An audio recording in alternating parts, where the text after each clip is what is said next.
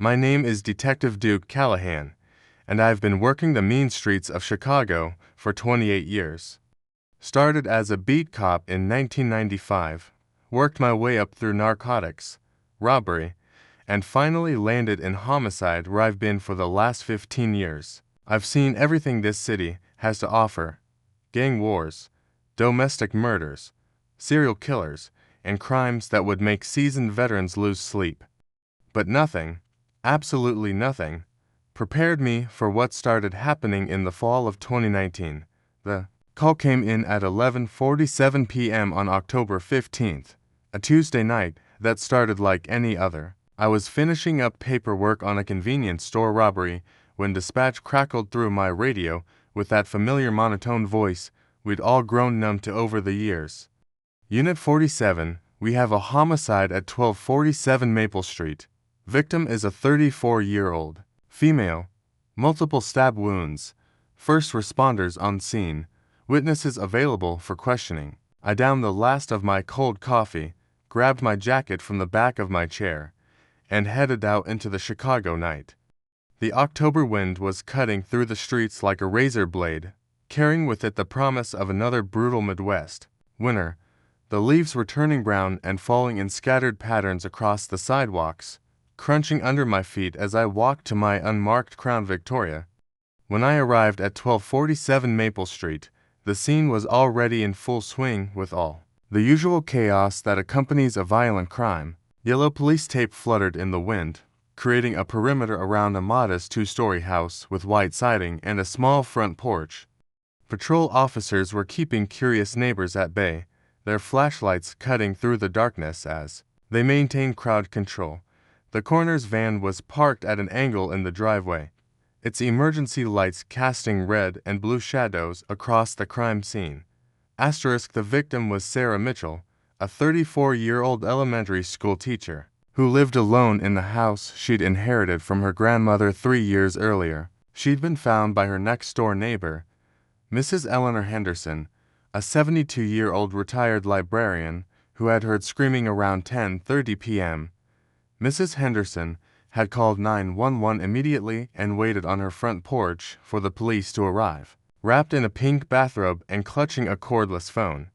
The scene inside Sarah's house was absolutely brutal. She had been stabbed 17 times in her living room, with blood spatter covering the walls, furniture, and carpet.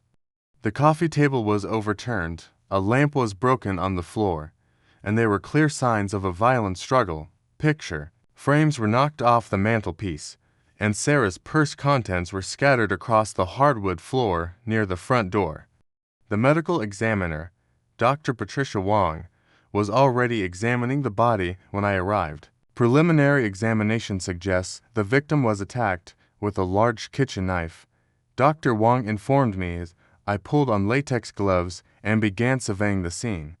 Multiple wounds to the chest, abdomen, and defensive wounds on her hands and forearms. She fought back hard. Duke, there's skin under her fingernails, and I can see bruising on her knuckles. I spent the next 2 hours methodically photographing the crime scene, taking measurements, and cataloging evidence. The house showed no signs of forced entry, which suggested that Sarah had known her attacker and let them in willingly. Her wallet was still in her purse with $67 cash and all her credit cards intact, so robbery wasn't the motive. This looked personal, intimate, and filled with rage. As I was examining blood spatter patterns near the living room window, trying to reconstruct the sequence of events, a man approached me from behind. I heard footsteps on the hardwood floor and turned around, expecting to see another detective or crime scene technician. Instead, I found myself face to face with a tall stranger, maybe 6'2", wearing a dark navy hoodie with the hood pulled up over his head. His face was partially obscured by shadows, but I could see his eyes clearly. They were pale blue, almost gray, and they seemed to possess an unsettling intensity that made my skin crawl. "Detective Callahan," he said in a voice that was unnaturally calm and measured, as if he were discussing the weather rather than standing in the middle of a bloody crime scene. "You're looking for the murder weapon, It's buried under the large oak tree in the backyard, approximately 3 feet down, wrapped in a blue plastic tarp. I stared at him in shock, my hand instinctively moving toward my service weapon. Who the hell are you? How did you get past the perimeter? And how could you possibly know that? The stranger ignored my questions and continued speaking in that same eerily calm tone. The killer entered through the back door at exactly 10:23 p.m. He used a 7-inch Henkel's kitchen knife that he brought with him from his own apartment. Sarah Mitchell knew her attacker intimately. She had been in a romantic relationship with him for approximately 4 months. She let him in willingly because she trusted him completely. My blood ran cold as I listened to details that we hadn't discovered yet, information that only the killer could possibly know. The perpetrator's name is Marcus Thompson.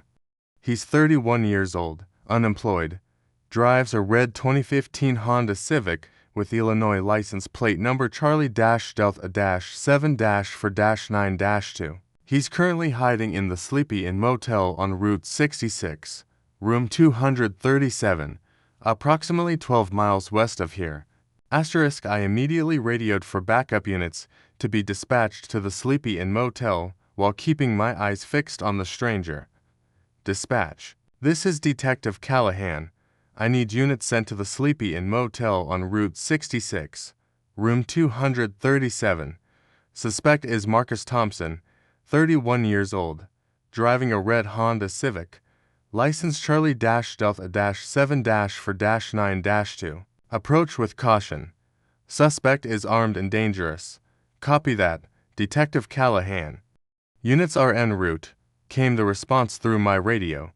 I turned back to question the stranger about how he could possibly know such specific details. But he had vanished completely. I looked around the crime scene frantically, checking every room, every corner, every possible hiding spot. I questioned the patrol officers at the perimeter, asking if they had seen anyone matching his description leave the scene. Nobody had seen him enter, and nobody had seen him leave. It was as if he had simply materialized out of thin air to deliver his information, then disappeared back into the night like some kind of ghost. 23 minutes later, my radio crackled to life with an update that sent chills down my spine. Detective Callahan, this is Unit 23. We're at the Sleepy Inn Motel. We found Marcus Thompson in room 237, exactly as described. Red Honda Civic in the parking lot. License plate matches.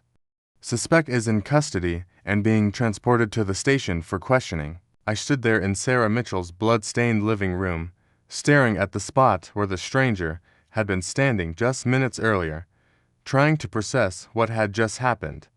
In my 28 years of police work, I had never encountered anything remotely like this.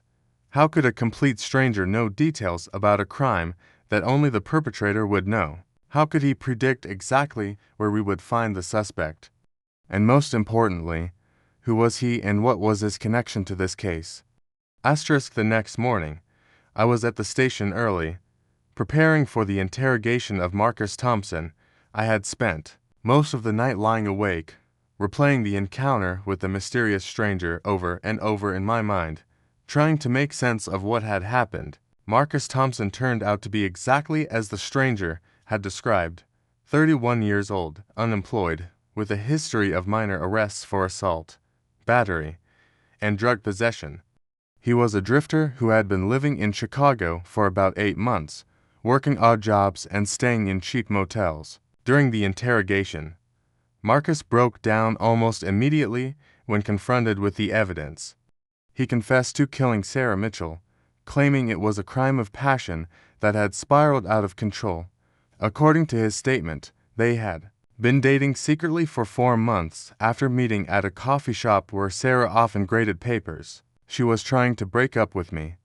Marcus sobbed during the interrogation, his hands shaking as he spoke. She said I was too unstable, too unpredictable. She was scared of me, and she was right to be scared. When she told me it was over, something inside me just snapped. I didn't mean to kill her, but once I started stabbing, I couldn't stop.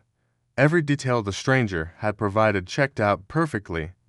We found the murder weapon buried exactly where he said it would be, wrapped in a blue tarp under the oak tree in Sarah's backyard. The time of entry, the method of attack, the relationship between victim and perpetrator, even the specific type of knife used, everything was accurate down to the smallest detail. But the question that haunted me was simple: how could a complete stranger know information that only Marcus Thompson should have known? I spent the following days conducting a thorough investigation into every aspect of the case, looking for any possible connection between Marcus Thompson and the mysterious man in the hoodie. I dove deep into Marcus Thompson's background, interviewing his former employers, landlords, acquaintances, and anyone else who might have had contact with him during his time in Chicago. I pulled his phone records, bank statements, social media accounts, and every other piece of digital evidence I could find. I was looking for any connection to a tall man in his 30s who might have had access to inside information about the crime. The investigation revealed that Marcus was essentially a loner who had very few close relationships. He worked temporary construction jobs, lived in cheap motels or weekly rental rooms, and spent most of his free time drinking alone in dive bars. His phone records showed calls only to potential employers, pizza delivery services, and Sarah Mitchell. There was no evidence of any contact with anyone who matched the stranger's description. I also reviewed all available security camera footage from the area around Sarah's house, looking for any sign of the mysterious man. The neighborhood had several homes with security systems, and there were traffic cameras at nearby intersections. I spent hours going through grainy footage, but found nothing. It was as if the stranger had appeared and disappeared without leaving any trace of his presence. My partner, Detective Maria Rodriguez, thought I was becoming obsessed with an irrelevant detail.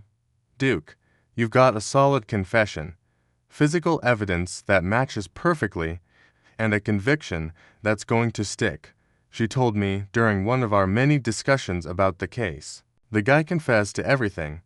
Why are you still chasing shadows and wasting time on some random witness who happened to have good information? But I couldn't let it go. Something about that night felt fundamentally wrong. Like there was a crucial piece of the puzzle that I was missing. The stranger's knowledge had been too specific, too detailed, too impossible to explain through conventional means. I decided to expand my investigation beyond the Sarah Mitchell case. I started reviewing old case files, looking for any similar incidents where anonymous tips or mysterious witnesses had provided unusually detailed information about crimes. What I discovered made my blood run cold and confirmed my worst suspicions that something very strange was happening in Chicago.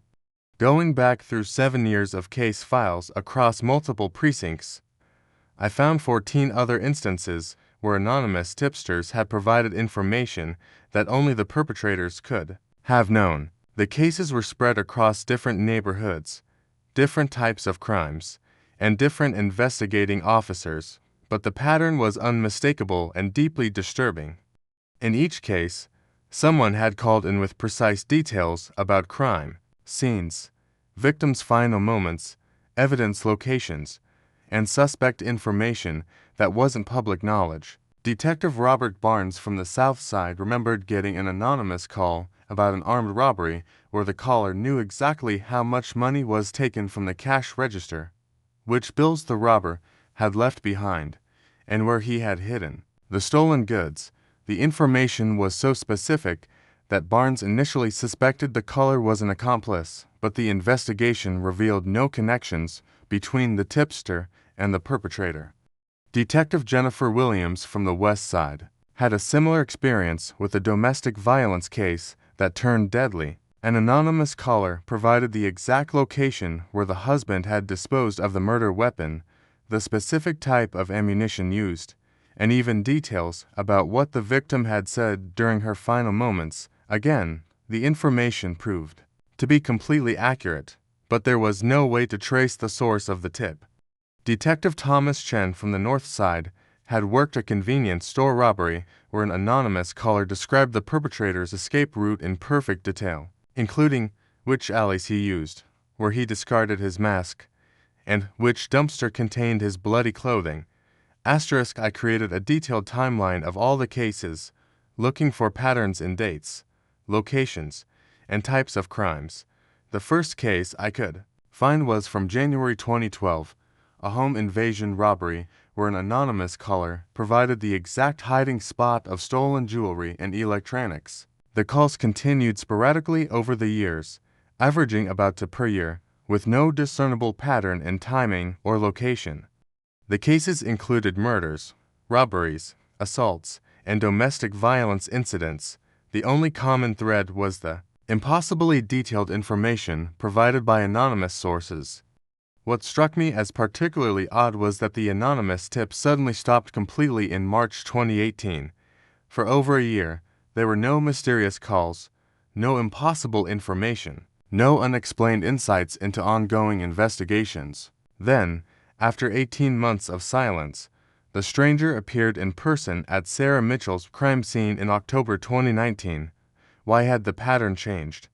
Why had the anonymous caller decided to show himself in person instead of simply making another, untraceable phone call?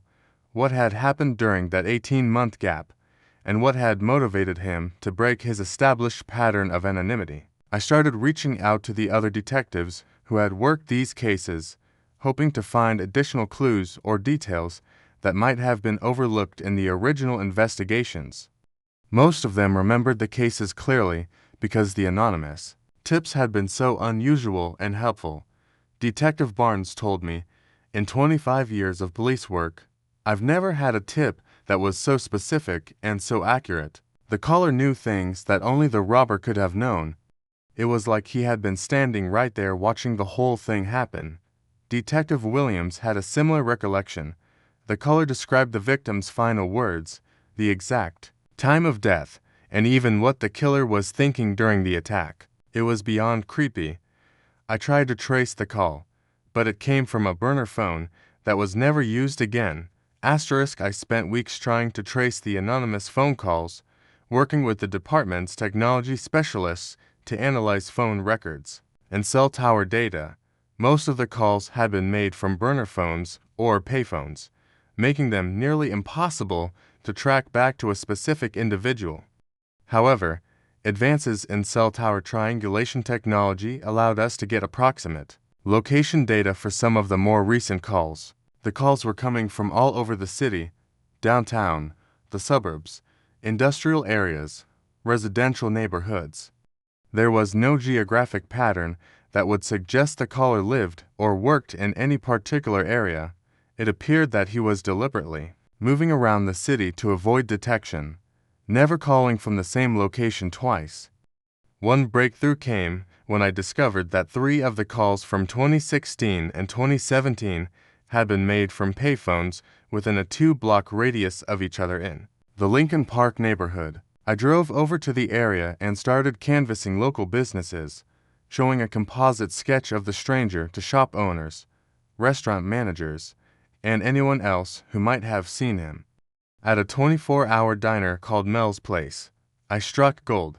The night manager, a 60-year-old man named Pete Kowalski, who had been working there for 18 years, immediately recognized the sketch. "Yeah, I remember this guy," Pete told me, studying the drawing carefully.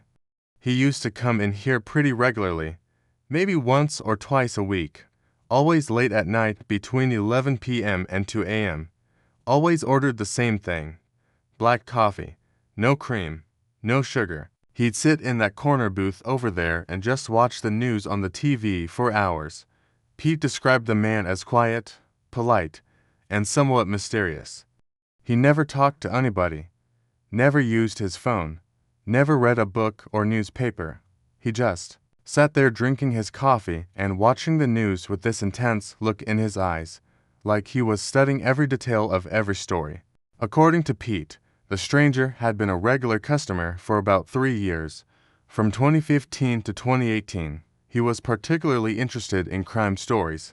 Pete continued, "Whenever there was a report about a murder, robbery, or assault, he would lean forward and pay really close attention. Sometimes he would take notes on napkins, but he always threw them away before leaving. Did you ever try to talk to him? I asked. Once or twice, just friendly conversation, you know. But he wasn't interested in chatting. He was polite but distant. He'd just nod and go back to watching the TV. There was something about him that made you not want to push too hard, if you know what I mean. Pete told me that the stranger had stopped coming to the diner abruptly in March 2018. One night he was there, the next night he wasn't, and I never saw him again, until recently, that is, recently. I asked, my pulse quickening. Yeah, about 2 weeks ago. He came back. Same routine, black coffee, corner booth, watching the news.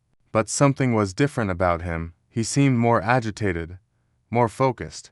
And when they showed a story about that teacher who got murdered, Sarah Mitchell, he got up and left immediately.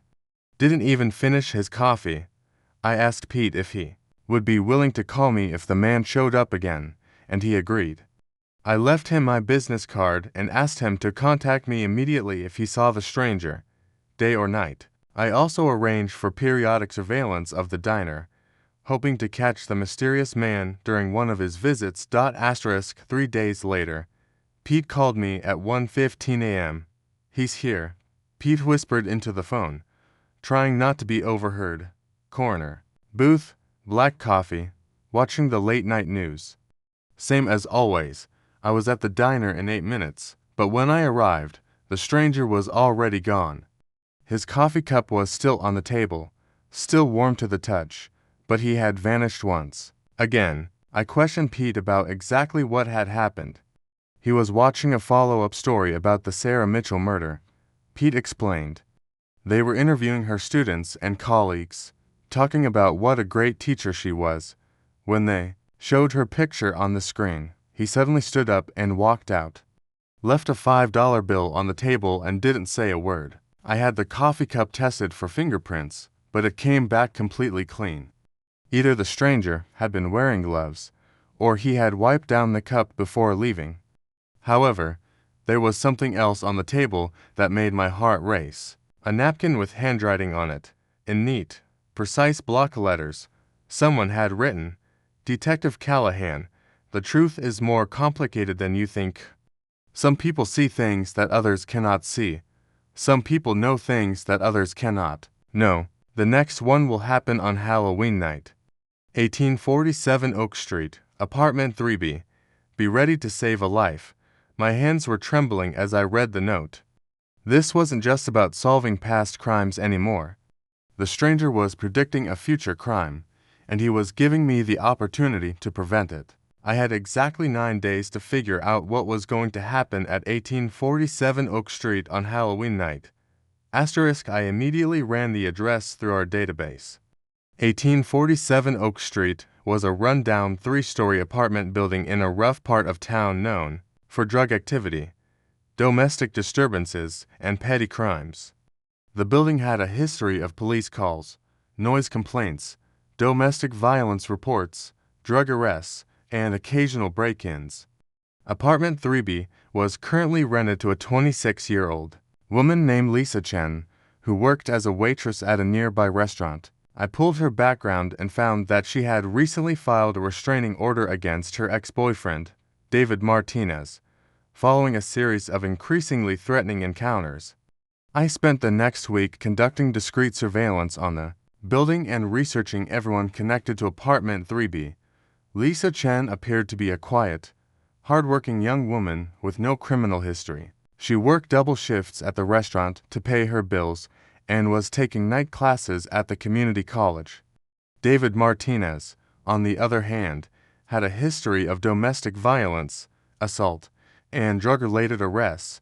The restraining order Lisa had filed described a pattern of escalating threats and stalking behavior that had made her fear for her safety. I also researched the building's other residents, looking for anyone who might be connected to the stranger or who might pose a threat to Lisa.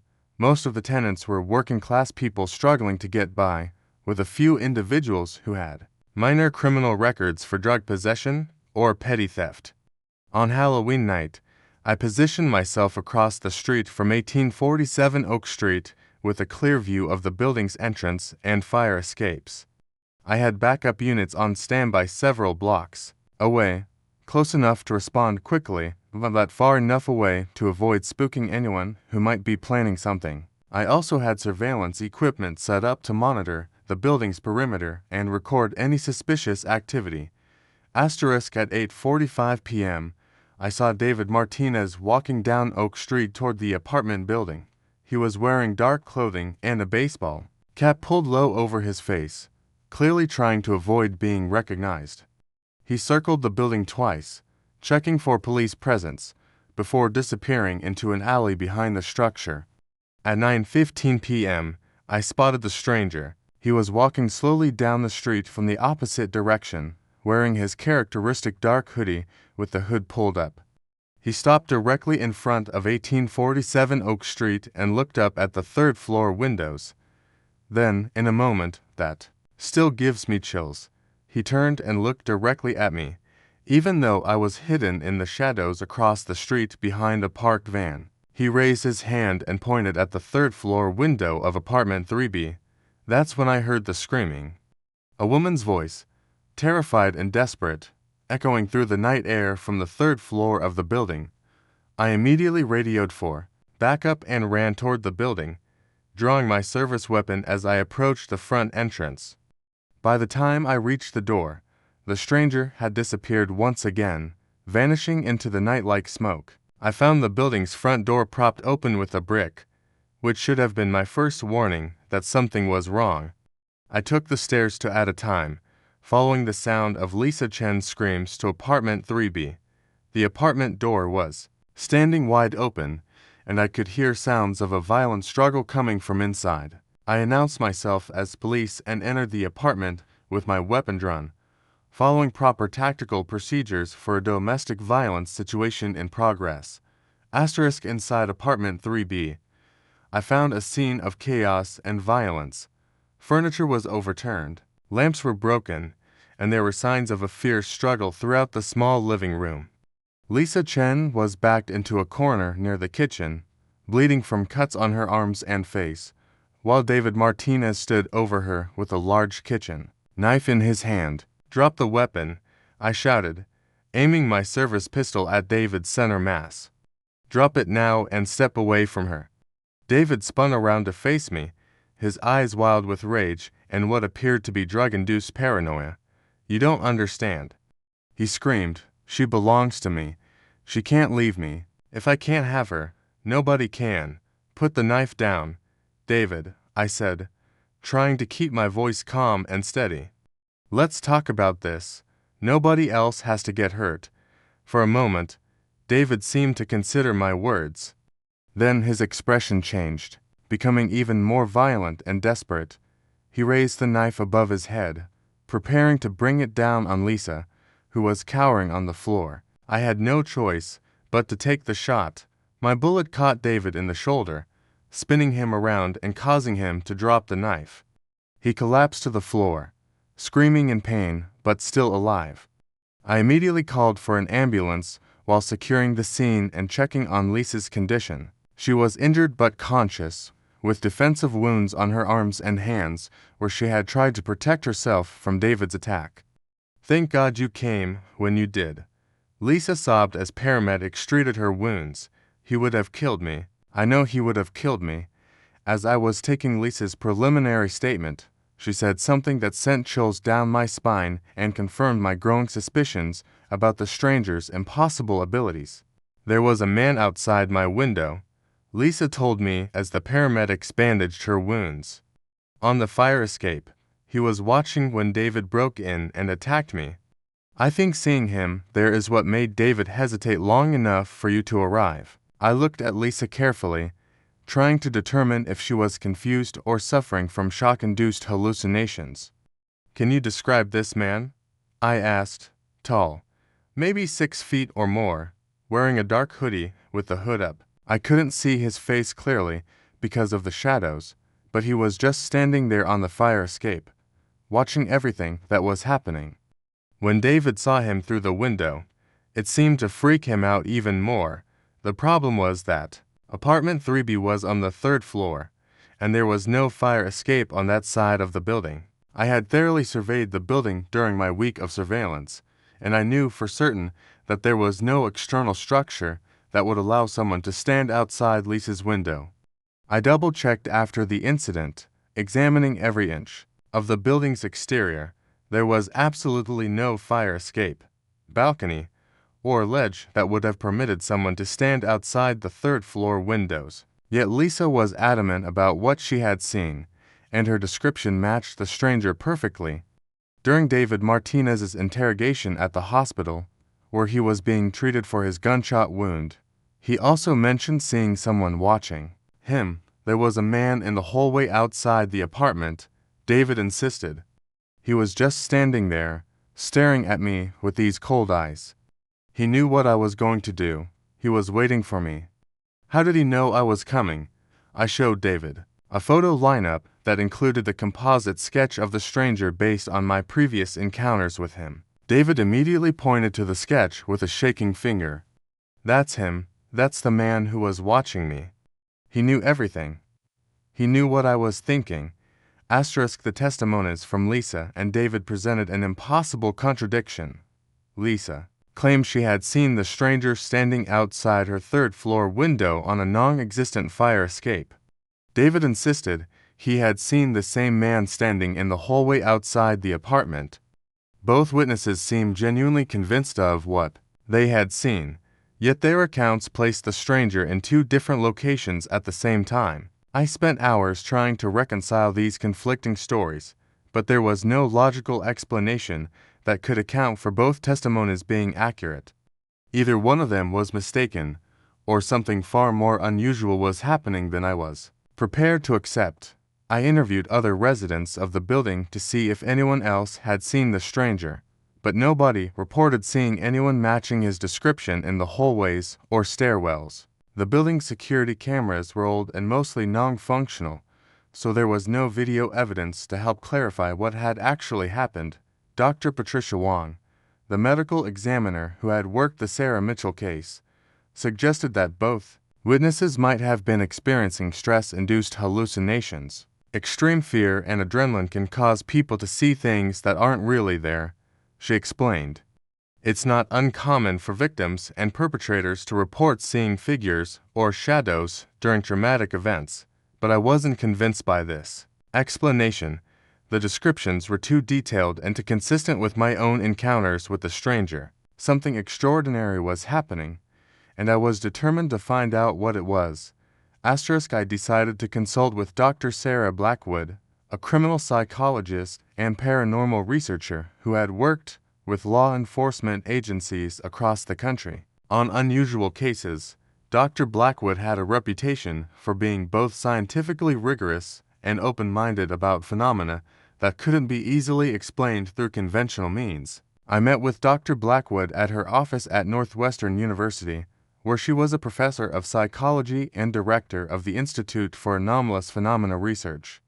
I laid out everything I knew about the stranger, the pattern of anonymous tips, the impossibly detailed information, the recent face-to-face encounters, and the conflicting witness testimonies from Halloween night. Dr. Blackwood listened carefully, taking detailed notes and asking clarifying questions about specific aspects of each incident. When I finished my presentation, she was quiet for several minutes, reviewing her notes and considering the implications of what I had told her. "Detective Callahan," she finally said, "what you're describing appears to fall into a category of phenomena that we call anomalous information acquisition. There are documented cases of individuals who seem to possess an extraordinary ability to know things they shouldn't be able to know through normal sensory channels. Are you talking about psychic abilities?" I asked. "That's one possible explanation, though the scientific community remains divided on whether such abilities actually exist in the way they're commonly portrayed. What's more interesting to me is the pattern you've described, the detailed knowledge of crime scenes, the ability to predict future events, and the apparent ability to be perceived in multiple locations simultaneously." Dr. Blackwood explained that there were several theoretical frameworks that might account for the stranger's abilities, ranging from highly developed intuitive skills to genuine paranormal phenomena. Some individuals are extraordinarily gifted at reading micro-expressions, body language, and environmental cues that allow them to make incredibly accurate predictions about human behavior, she said. Dr. Blackwood provided me with a stack of research papers and case studies involving similar phenomena. I spent the next several days reading about remote viewing experiments conducted by the CIA during the Cold War, documented cases of individuals who had provided accurate information about crimes through allegedly psychic means, and scientific studies of people who claimed to have precognitive abilities. Most of the material was fascinating, but inconclusive. While there were some intriguing cases that seemed to defy conventional explanation, there was always room for doubt about the methodology, the verification of claims, or the possibility of fraud or coincidence.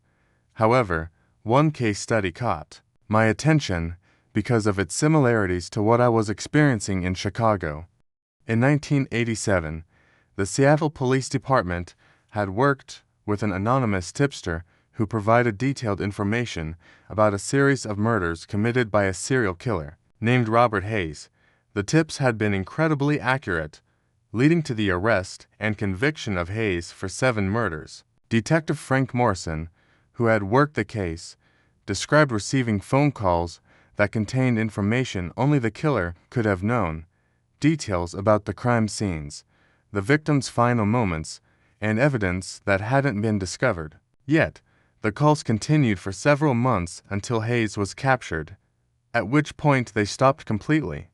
I tracked down Frank Morrison's contact information and called him at his retirement home in Florida. Despite being in his 70s, Frank remembered the Hayes case vividly and was eager to discuss it with someone who might understand what he had experienced. "Strangest damn thing I ever worked," Frank told me over the phone. The tips started coming in after Hayes had killed his 3rd victim. Someone would call the tip line and tell us exactly where to find evidence, what Hayes was planning to do next, even what he was thinking about during the attacks. Frank's description of the anonymous caller was remarkably similar to my encounters with the stranger. Deep voice, very calm and precise in his speech. Never seemed emotional, even when describing the most horrific details of the murders. It was like he was reading from a police report rather than describing scenes of incredible violence. "Did you ever figure out who was making the calls?" I asked. "Never did? We tried everything. Tracing the calls, voice analysis, psychological profiling. The calls came from different locations around the city, always from payphones or stolen cell phones. We never got close to identifying the caller." Frank told me that the anonymous tips had been so accurate that they had initially suspected the caller was either an accomplice or the killer himself trying to throw them off the trail. But the information was always helpful, always led us closer to catching Hayes, and the caller never asked for anything in return. No money, no recognition, no deals. He just wanted Hayes stopped. The most chilling part of Frank's story was what happened after Robert Hayes was arrested. "I got one final call about a week after we caught Hayes. The voice said, 'He won't kill again, but there are others who will. I'll be watching.' Then the line went dead, and I never heard from him again." If this was the same person I was dealing with in Chicago, it meant the stranger had been providing information to law enforcement for over 30 years. But that would make him at least 50 or 60 years old, and the man I had encountered looked much younger. I started to wonder if there might be multiple people involved, or if the stranger had some way of maintaining a youthful appearance despite his apparent longevity. I developed a working theory about the stranger's activities based on all the information had gathered. It appeared that he had been monitoring criminal activity in various cities for decades, using some unknown method to acquire detailed information about crimes before, during, and after they occurred. His pattern seemed to be to observe criminal behavior, then provide anonymous tips to law enforcement to ensure that perpetrators were caught and victims were protected. The 18-month gap in activity that I had identified might have been caused by his relocation from another city to Chicago, or it might have been related to some personal crisis or change in his circumstances. His decision to appear in person at crime scenes, rather than simply making anonymous phone calls, suggested that something had changed in his approach or his abilities. I also theorized that the stranger might have some form of enhanced perception that allowed him to observe events from multiple perspectives simultaneously, which would explain the conflicting witness testimonies from Halloween night. This could be a form of remote viewing, astral projection, or some other paranormal ability that wasn't well understood by conventional science. Alternatively, he might have access to an extensive network of informants or surveillance technology that provided him with real-time information about criminal activities throughout the city. This would be a more conventional explanation, but it would require resources and coordination that seemed unlikely for a single individual operating alone. I decided to test my theories by setting up a more comprehensive surveillance operation, hoping to gather additional evidence about the stranger's methods and motivations. Working with Detective Rodriguez and a team of surveillance specialists, I established monitoring posts at several locations where the stranger had been seen or where anonymous tips had originated. We focused on Mel's Diner, the area around 1847 Oak Street, and several other locations that had been connected to previous cases. We also set up monitoring of police radio frequencies and tip lines, hoping to detect any new anonymous calls that might be coming from the stranger. The surveillance operation continued for 3 weeks without any significant results. The stranger didn't return to any of his known locations, and there were no new anonymous tips reported anywhere in the city. It was as if he had completely disappeared, aware that we were looking for him and taking steps to avoid detection. Then, on November 18th, we got a break. A patrol officer in the downtown district reported seeing someone matching the stranger's description near the scene of an armed robbery that had occurred 2 hours earlier. The officer hadn't been able to approach the individual before he disappeared, but the sighting gave us a new location to investigate. I rushed to the scene of the robbery, hoping to find some trace of the stranger's presence. The robbery had occurred at a small jewelry store, where two masked gunmen had stolen approximately $50,000 worth of merchandise before fleeing on foot. The store owner, Mr. Kim, had been injured during the robbery but was expected to recover. As I was interviewing witnesses and examining the crime scene, I noticed something unusual. Several witnesses mentioned seeing a tall man in dark clothing standing across the street during the robbery, watching the events unfold but not intervening or calling for help. The descriptions matched the stranger perfectly, but once again, he had vanished before anyone could approach him. Over the next 2 months, I documented 6 more incidents where the stranger was reportedly seen near crime scenes. In each case, he appeared to be observing the events but not directly intervening. Unlike his previous pattern of providing anonymous tips, he seemed to have shifted to a more passive role of simply watching criminal activities unfold.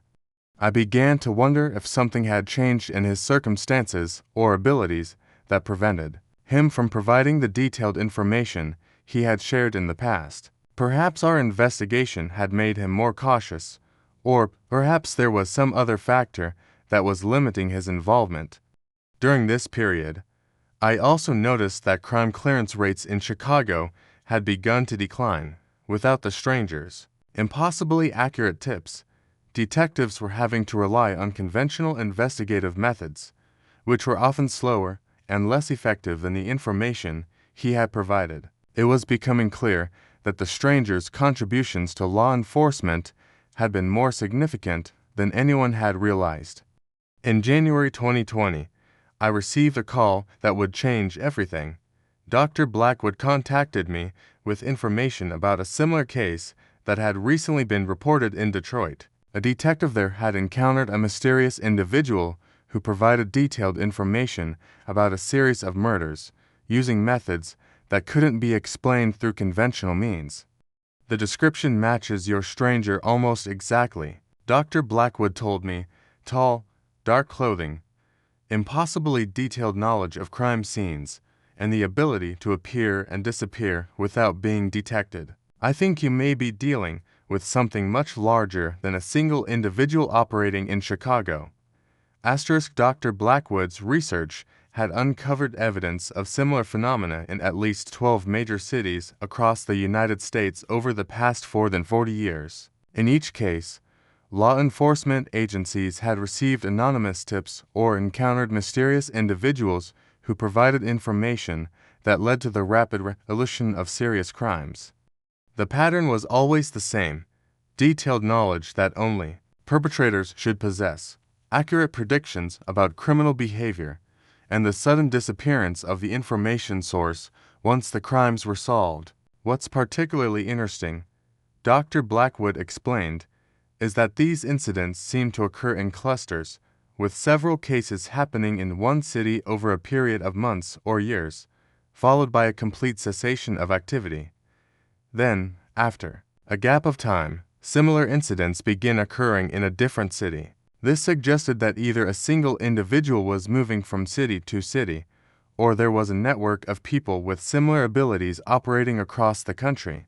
The timing and geographic distribution of the incidents made it seem more likely that one person was responsible, traveling from place to place and using his abilities to assist law enforcement in different jurisdictions. I started reaching out to detectives in other cities where similar incidents had been reported, hoping to gather more information about the stranger's activities and methods. The stories I heard were remarkably consistent: a mysterious individual who possessed impossible knowledge about crimes, provided accurate information to police, and then disappeared without explanation. Detective Maria Santos in Detroit described an encounter that was almost identical to my experience at Sarah Mitchell's crime scene. He just appeared out of nowhere and started telling me details about a murder that only the killer could have known. By the time I realized what was happening and tried to question him, he was gone. In March 2020, I received a phone call that provided the breakthrough I had been seeking for months. Pete Kowalski from Mel's Diner called to tell me that the stranger had returned and was sitting in his usual corner booth, watching the news and drinking black coffee. This time, I was prepared. I had surveillance teams positioned around the diner and backup units standing by several blocks away.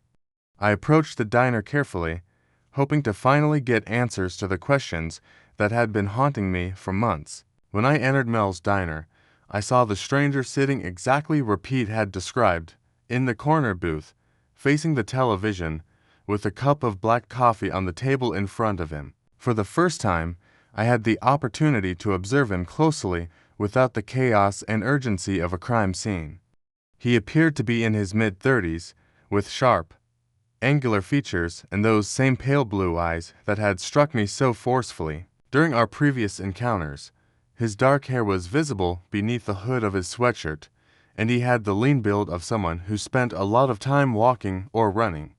As I approached his table, he looked up at me with an expression that seemed to combine resignation and relief. "Detective Callahan," he said in that same calm, measured voice I remembered. "I've been waiting for you to find me. Please, sit down. We have a lot to discuss." I sat across from him in the booth, keeping my hand near my service weapon but not drawing it. "You're under arrest," I said. "You have the right to remain silent." He shook his head slowly. "I'm not the one committing these crimes, Detective. I'm trying to prevent them, or at least minimize the damage when prevention isn't possible. My name is Daniel Morse, and I have a story to tell you that you're going to find very difficult to believe." Daniel Morse began his explanation by telling me about an accident that had occurred when he was 28 years old. He had been working as a paramedic in Boston when he was involved in a serious car crash that left him in a coma for 6 weeks.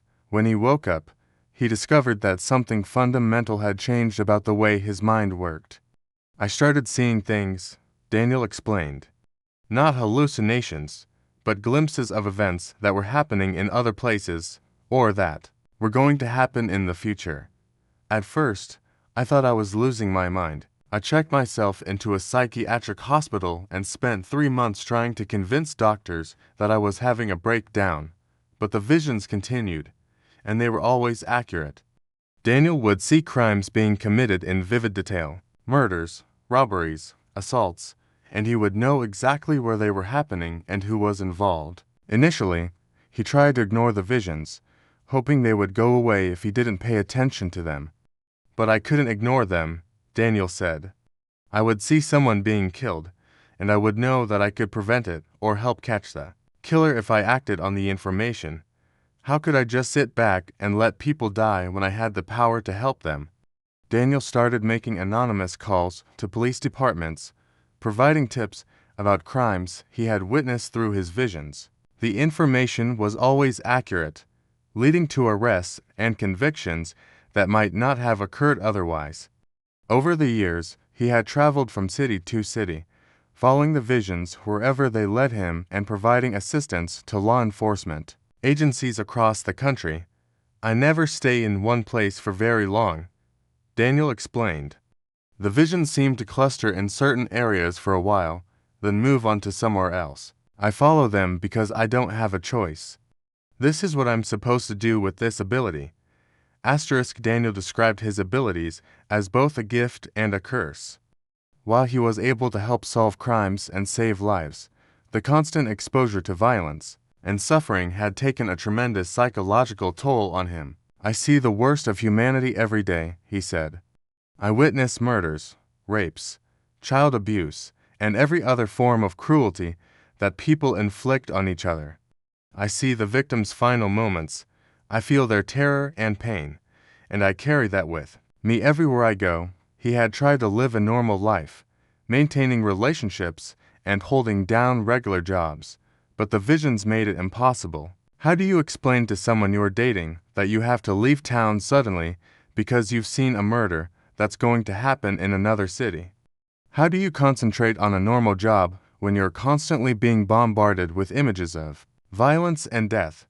Daniel had been living as a drifter for over a decade, using his abilities to help law enforcement while trying to maintain his sanity and sense of purpose.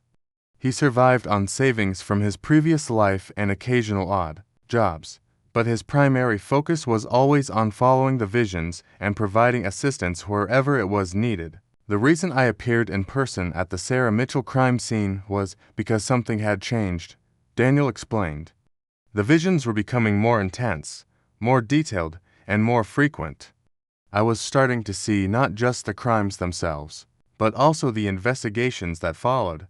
I could see you working the case, Detective Callahan, and I knew that you were someone who would listen and try to understand. He had been watching me for weeks before deciding to make contact, studying my methods and my character to determine whether I could be trusted with the truth about his abilities. Most cops would have dismissed me as a crazy person or a fraud, Daniel said. But I could see that you were different.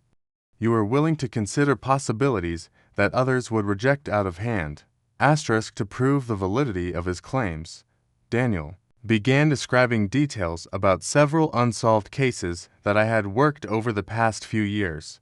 He knew facts about crime scenes, evidence, and witness statements that had never been made public. He described conversations I had had with other detectives, thoughts I had had while examining evidence, and conclusions I had reached that were documented only in my private notes. The Henderson murder from 2018, Daniel said. You found a partial fingerprint on the window sill that didn't match anyone in the database. You suspected it belonged to the killer, but you could never prove it. The print belongs to a man named Carl Voss, who was wearing gloves during the murder, but touched the window briefly while checking to see if anyone was watching from outside.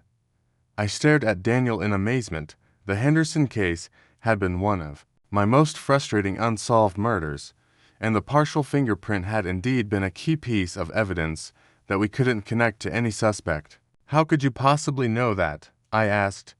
I saw it happen, Daniel replied simply. I witnessed the entire murder through one of my visions.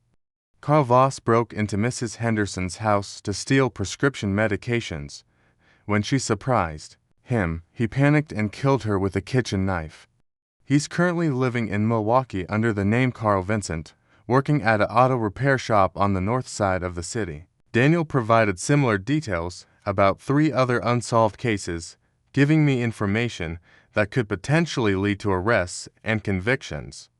Each piece of information was specific, verifiable, and impossible for him to have known through conventional means. I was beginning to accept that Daniel Morse possessed abilities that defied scientific explanation, and that he had been using those abilities to help law enforcement for many years. Daniel explained that he had decided to reveal himself to me because he was reaching a breaking point. The constant exposure to violence and suffering was destroying his mental health, and he was considering ending his involvement with law enforcement altogether. "I can't keep doing this indefinitely," he said. "Every vision takes something out of me. Every murder I witness, every assault I see, every moment of human cruelty that I experience, it all accumulates in my mind like poison. I'm starting to lose the ability to distinguish between the visions and reality." He had been hoping to find someone in law enforcement who could understand his situation and help him figure out a better way to use his abilities without destroying himself in the process. "I need someone who can serve as an intermediary," Daniel explained. "Someone who can take the information I provide and act on it without requiring me to be directly involved in every case. Someone who can help me maintain some distance from the violence while still allowing me to help people." I realized that Daniel was asking me to become his partner in a very unusual arrangement. He would continue to provide information about crimes through his visions, but instead of making anonymous calls or appearing at crime scenes, he would work directly with me to ensure that the information was properly investigated and acted upon. "What you're describing sounds like a form of consulting," I said. "You would be like a psychic detective, providing insights and information that normal investigative methods can't uncover." Daniel nodded. "Exactly, but it would have to be kept completely confidential. If word got out about my abilities, I would become a target for criminals who want to eliminate me, skeptics who want to debunk me, and researchers who want to study me. I need to maintain my anonymity while still being able to help people." After careful consideration, I agreed to work with Daniel on a trial basis. We established a system of communication that would allow him to provide information about crimes while maintaining his anonymity and safety. Daniel would contact me through encrypted messages when he had visions about criminal activities in the Chicago area. I would investigate the information he provided using conventional methods, building cases that could stand up in court without relying on his psychic insights as evidence. Our first collaboration involved the Carl Voss case that Daniel had mentioned earlier. Using the information he provided, I was able to track down Carl Vincent in Milwaukee and connect him to the Henderson murder through DNA evidence and fingerprint analysis. Carl confessed to the crime and was extradited to Chicago to face charges. Over the next 6 months, Daniel and I worked together on a dozen cases, ranging from murders and robberies to missing persons and cold cases. His information was consistently accurate and helpful, leading to arrests and convictions that might not have occurred otherwise. The arrangement worked well for both of us. Daniel was able to help people without being directly exposed to the trauma of crime scenes, and I was able to solve cases more efficiently than ever before. However, our partnership was not without its challenges. Daniel's visions were unpredictable and often overwhelming, sometimes providing more information than he could process effectively. He would see multiple crimes simultaneously, or receive visions about events that were weeks or months in the future, making it difficult to prioritize which cases to focus on first. There were also ethical considerations about using psychic information in criminal investigations, even when that information was verified through conventional means. In September 2020, Daniel contacted me with information about what he described as the most important case of his career. He had been having recurring visions about a serial killer who was planning to murder multiple victims over the course of several weeks. The killer was someone who had never been on law enforcement's radar, making him particularly dangerous because there were no existing leads or suspects to investigate. His name is Thomas Brennan, Daniel told me during one of our clandestine meetings. He's 38 years old, works as a maintenance supervisor at several office buildings downtown. He's been fantasizing about killing for years, but something has triggered him to start acting on those fantasies. He's going to kill 5 people over the next month unless we stop him. Daniel provided detailed descriptions of the planned murders, including the locations where they would occur, the methods Brennan intended to use, and the timeline for each attack. The information was more comprehensive than anything he had ever shared before, suggesting that his abilities were continuing to evolve and intensify. The first murder is going to happen tomorrow night, Daniel said. A woman named Jennifer Walsh, 29 years old, who works late at an accounting firm on LaSalle Street.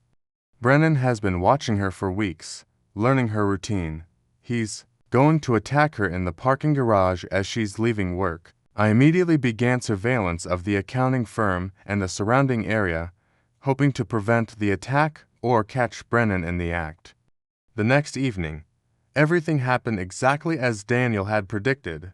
Thomas Brennan approached Jennifer Walsh in the parking garage at 9:47 p.m., just as she was getting into her car after working late. I was able to intervene before he could harm her, arresting Brennan and recovering the knife he had intended to use in the attack. The arrest of Thomas Brennan marked the end of my active partnership with Daniel Morse. During Brennan's interrogation, he confessed not only to planning the attack on Jennifer Walsh, but also to having detailed fantasies about the other murders that Daniel had foreseen. The evidence we gathered from his apartment confirmed that he had been stalking multiple potential victims and planning a series of killings that would have terrorized the city. After Brennan's arrest, Daniel told me that his visions about Chicago had stopped completely. "It's time for me to move on," he said during our final meeting. "The visions are pulling me toward another city, another set of crimes that need to be prevented. This is how it always works. I help in one place until the immediate threats are resolved. Then I'm drawn somewhere else where I'm needed." Daniel left Chicago in October 2020, and I haven't seen or heard from him since. However, I've been monitoring news reports from other cities, looking for patterns of